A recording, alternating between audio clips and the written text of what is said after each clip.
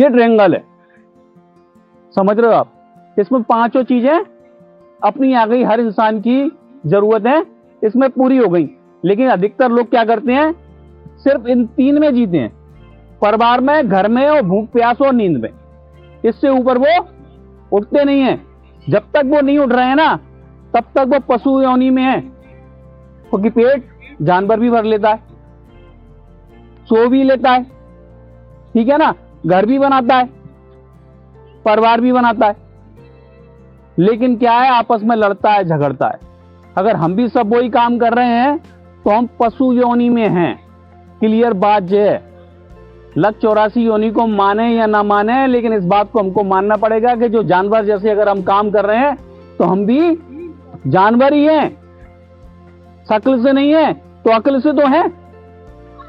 हमको इससे ऊपर उठना होगा। अगर हम इससे ऊपर नहीं उठे ना तो कोई मतलब नहीं है। अब इसमें सबसे बड़ी बात क्या है, रहस्य की बात एक और है। एक डिवाइन एनर्जी है इस ब्रह्मांड के अंदर, इसको रब मान लो, खुदा मान लो या कुछ भी मान लो।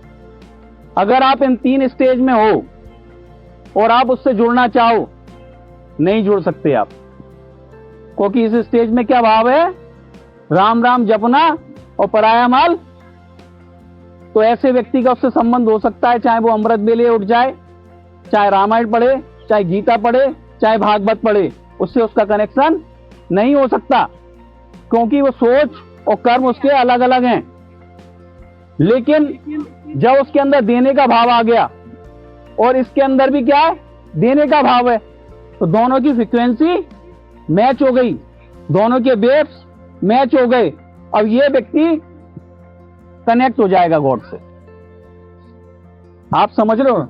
और उसके अलावा चाहे आप कितना भी पूजा कर लो, कितना भी पाठ कर लो, कुछ भी कर लो, आप कनेक्ट उससे होने वाले नहीं हो।